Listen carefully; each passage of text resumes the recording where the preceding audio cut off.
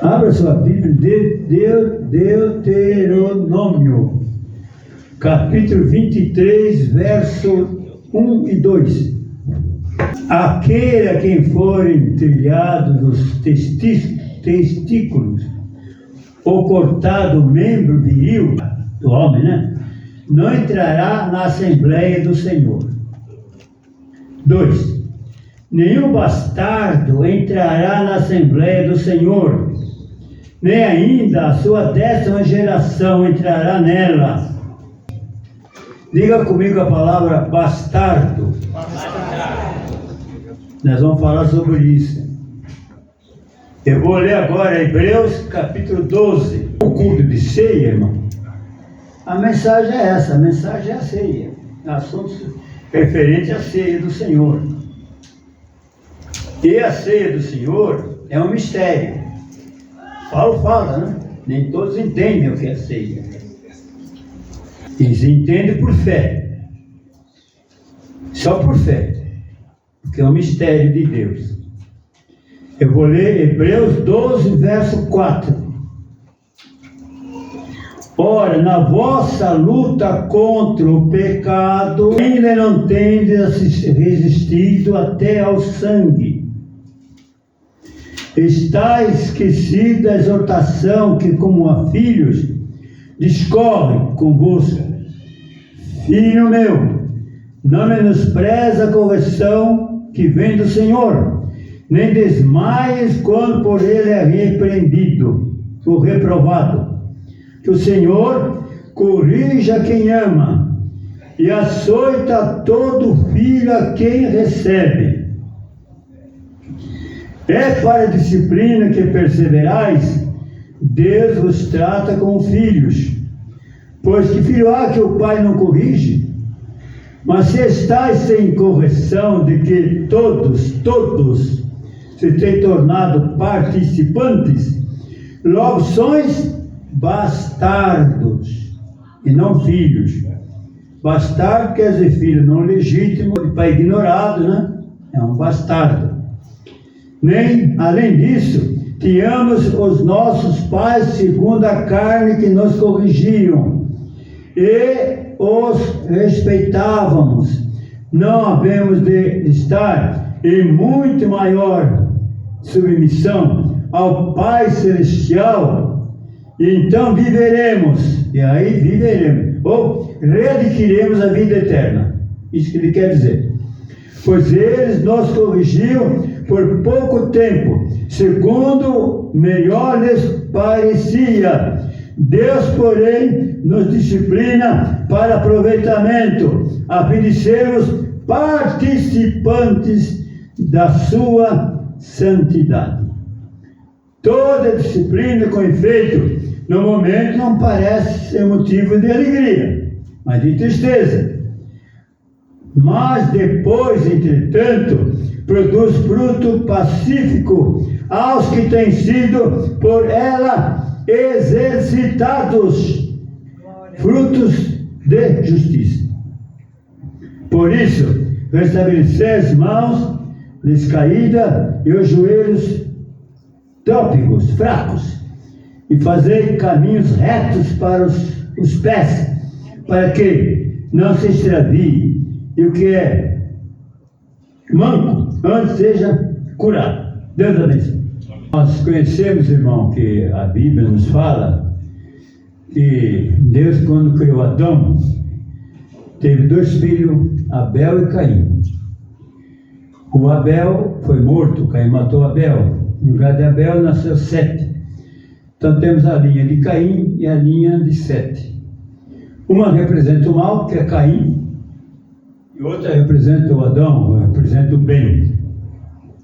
Então na terra Deus tem os filhos legítimos e os filhos bastardos. No conceito do escritor de Hebreus, o autor de Hebreus não sabemos quem é, Eu suponho que seja o apóstolo Paulo, mas não há prova. Então não sabemos quem é o escritor, o editor do livro de Hebreus.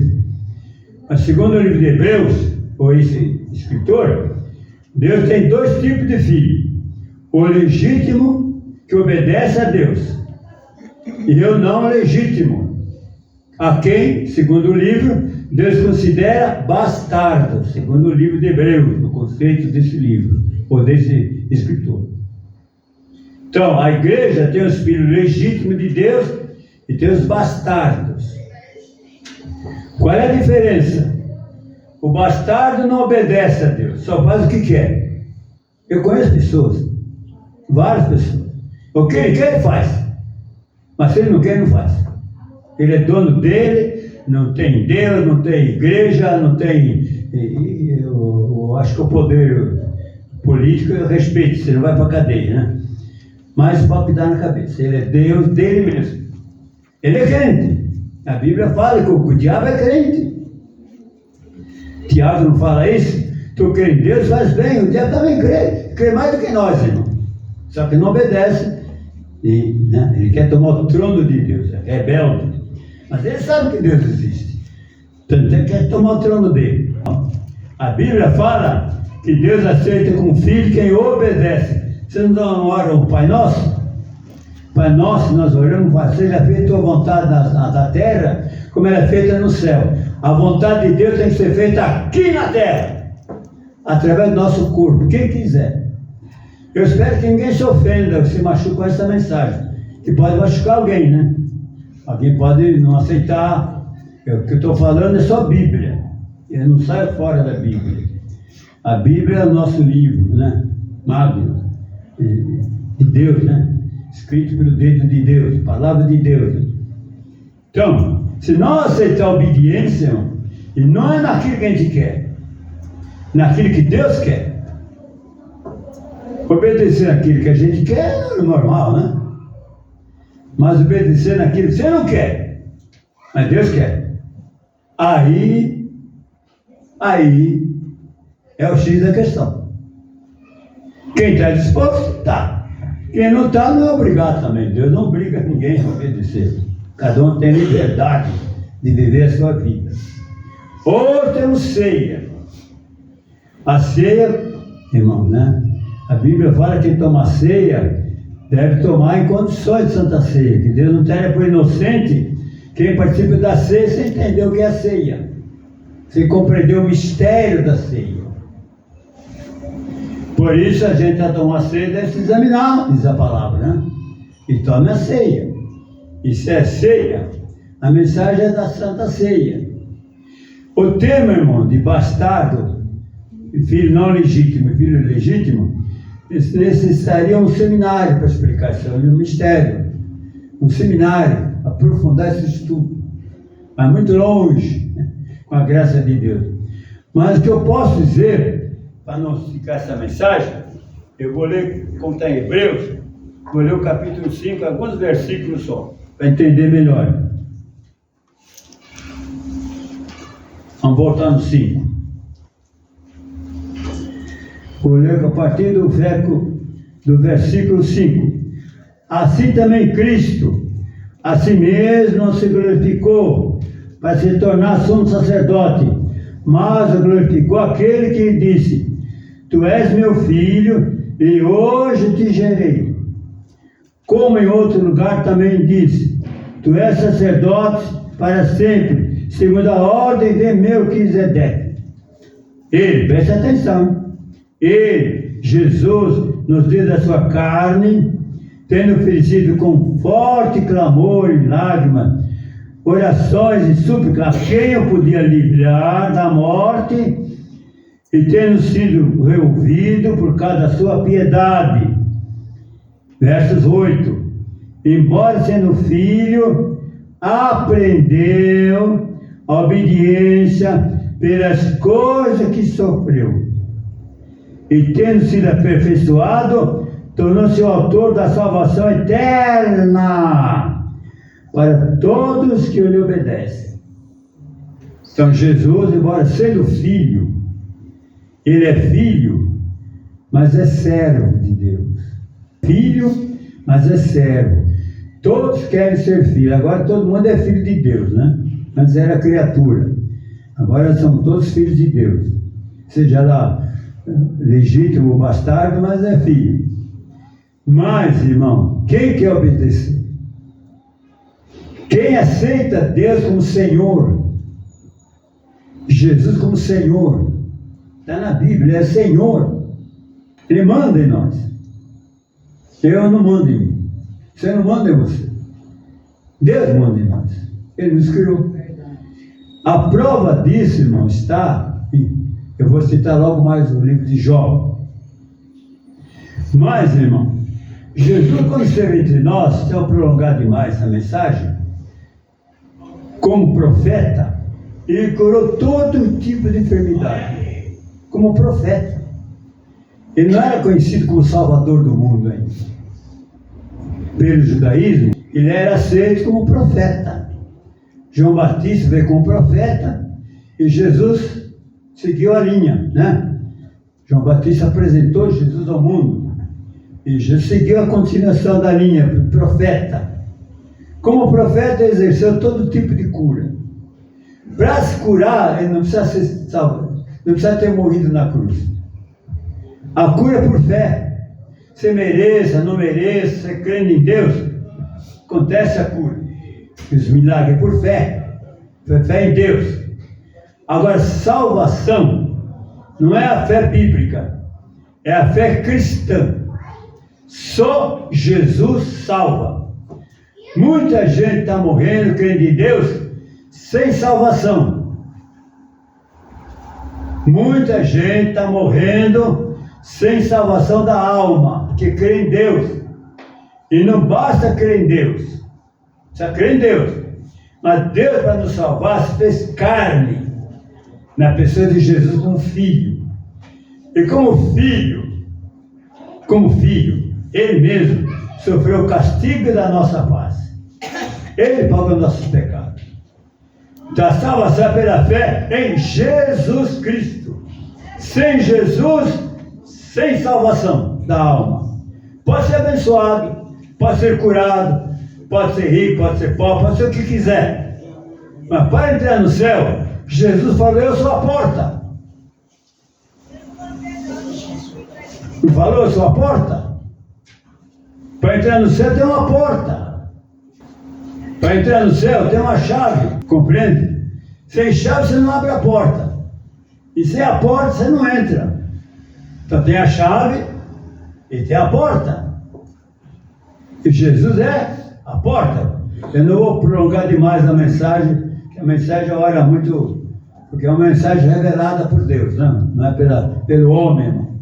São 60 anos pregando o Evangelho e aprendendo dia após dia. Até hoje estamos aprendendo os mistérios da fé. Você quer entrar no céu, tem que ter uma porta. Tem que ter o caminho. Está tudo na Bíblia. Jesus não fala: eu sou o caminho, eu sou a verdade, eu sou a vida. Ninguém chega ao Pai sem passar por mim. Não vou citar os textos, e nem ler para não prolongar demais. Eu sou o caminho, sou a verdade, sou a vida. Ninguém chega ao Pai sem passar por mim. Ninguém vem ao Pai, meu, como está escrito, sem passar por mim. Então, irmãos, hoje é ceia. A mensagem é a ceia. Para entender o que é a ceia, você vai comer realmente um pedacinho de pão, vai ver o cálice. Você pode dizer que é o pão, é o suco de uva que nós damos a ceia. É isso aí? Então você não é cristão. Então você não entendeu o que é ceia. Nem de longe. Porque Jesus fala: esse pão é o meu corpo. Vou ler daqui a pouco o texto. Isso aqui é meu corpo. E aqui é meu cálice, derramado pela remissão dos vossos pecados. Aleluia. Então, Jesus fala que isso aqui é o cálice da nova aliança, é o sangue dele. Por que é o sangue? Por exemplo, irmão, no passado usava-se muito cheque. Hoje o cheque quase está sendo ultrapassado, né? Você paga uma conta com o cheque. O cheque é um papel. Mas lá no banco, o dinheiro está lá no banco. Então você vai comer o pão, é um pão. Isso aqui é o suco de uva. Mas 2025 anos atrás, Jesus deu a vida dele no Calvário. E o sangue dele foi derramado. Garante a Santa Ceia. Por fé. Se você creu, você vai comer a carne de Cristo, vai beber o sangue dele. Agora, se você não entende, eu lamento. Aí é por fé. Toda vez que tomo a ceia, eu como, participo da carne de Cristo no meu lugar. E ele fala: quem come a minha carne, bebe meu sangue, permanece meu nele. Como é que você come a carne de Cristo e bebe o sangue dele? Pela ceia, por meio da fé. Dizem que lá em Roma, quando a igreja foi para Roma, os pagãos falavam para o povo, os pagãos lá de Roma, que os cristãos comiam carne humana, eram canibal, bebiam o sangue humano. E não entendiam, né?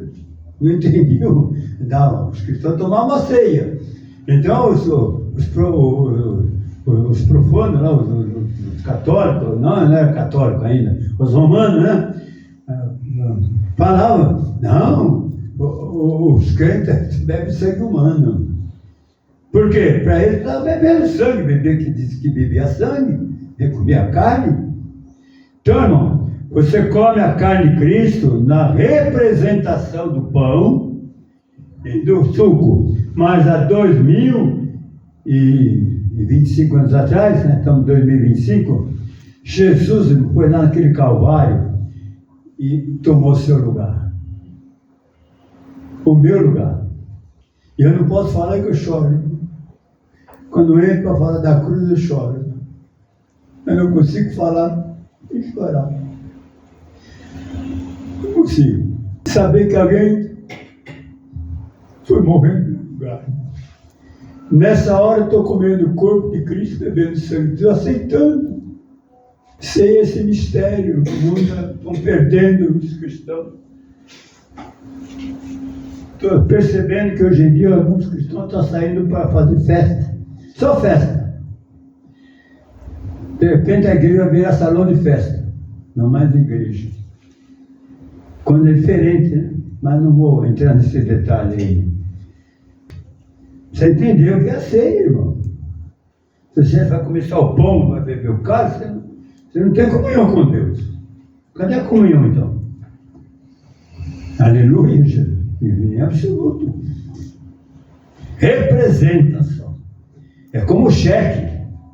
O cheque não é o dinheiro, mas você dá o papel, que agora está sendo ultrapassado, né? Tem outras modalidades, mas o dinheiro está no banco, senão o cheque sem fundo, né? Está no banco, você vai, deposita para outro. Assim é a ceia, irmão. Você vai comer esse pão, mas Jesus derramou, deu a vida dele no Calvário, não é? Isso só representa, o pão, só representa. Na sua cabeça, no seu coração, você está aceitando a morte de Cristo no seu lugar. Está tendo uma comunhão com Ele. Ele em você, você com Ele. Comunhão de pensamento, de fé. Aí nós somos cristãos, porque nós somos a extensão de Cristo. Não apenas cremos em Deus, mas também servimos a Deus, de coração. Então, com essa introdução, irmão, Deus tem os filhos. Aquele que aceita obediência, nem todos aceitam. Nem todos.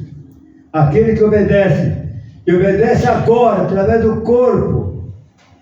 Como disse Jesus, embora sendo filho, irmão, lá no Getsemane, ele orou. Falou: Pai, se é possível, passa de mim esse cálice, mas faça a tua vontade e não a minha. Segundo o Evangelho, naquela hora o rosto de Jesus suava sangue. A aflição é ele, irmão, o corpo dele, filho de Maria, o corpo humano, né? Corpo humano. Queria ser poupado. Mas em espírito ele queria obedecer a Deus. A carne, espírito e a carne, o suor dele virou sangue. Mas depois da terceira oração ele se levantou e disse: vamos, o filho do homem vai ser entregue e a vontade de Deus vai ser cumprida. Logo em seguida ele foi preso, foi interrogado, e depois do interrogatório foi condenado à morte. Mas há anos atrás, quando eu oro, eu vejo Jesus pregado na cruz no meu lugar, e aí eu choro no nosso lugar. Eu não aguento. Jesus é demais. Ele me comprou, Ele me conquistou. Ele me ama, Ele te ama. Lá pregado na cruz, Ele te ama. É demais, é demais. É demais, irmão, é demais. Isso é comunhão, a ceia. Não é só comer o pão, beber o cálice, um ato mesmo de memória. É reviver a comunhão. Eu nem preciso ler o texto, né? Você já conhece o texto? Nós podemos já pedir a bênção de Deus para a ceia. Que Jesus sentado à mesa com os apóstolos, pegou o pão, abençoou, disse: seu pão é meu corpo que é dado por vós. É meu corpo, ele fala. E o cálice é meu sangue. O sangue da nova aliança. Que a aliança de Moisés não serve para a salvação. A aliança de Moisés serve para a lei. Quem obedece à lei, vive pela lei. Quem transgride a lei, morre pela lei. É a lei. A lei de Deus. É diferente. Pela lei ninguém consegue a salvação. Todos transgrediram. A Bíblia fala que só tem um justo no mundo. Foi Jesus Cristo. Não tem outro justo. Nós somos justificados. Mas justo é Jesus. E nós justificados pela fé. Pela justiça que Ele fez. Então, igreja, a verdade é, pela fé você está comendo o corpo de Cristo, a carne dele, e bebendo o sangue dele.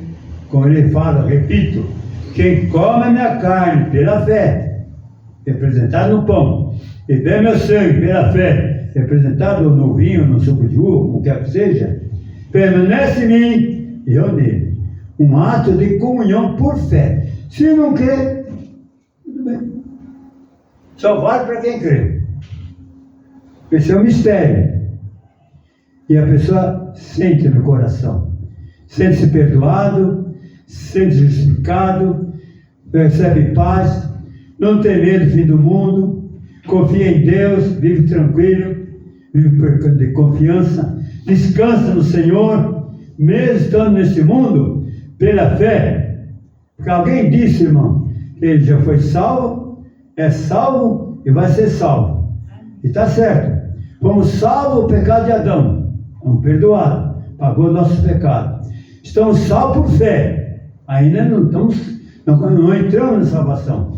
E vamos ser salvos quando vier a condenação do mundo.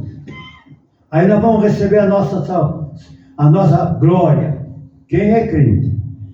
Então exatamente é isso aí. Com a graça de Deus. Mantenha a fé, irmão. Mantenha a fé. Então aqui está o pão e aqui está o cálice. E a mensagem praticamente está confirmada. Mensagem ceia é o corpo com o espírito, ou espírito sem corpo, né?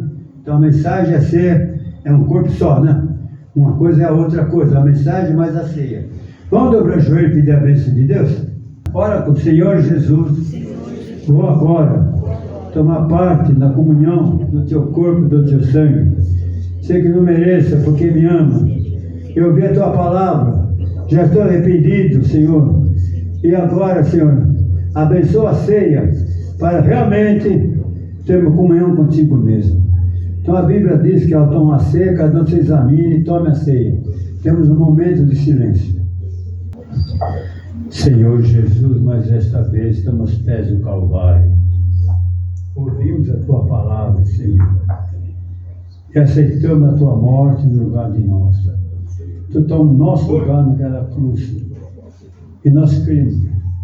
Se fomos fracos na fé, já estamos arrependidos. Pedimos que nos ajude a crescer.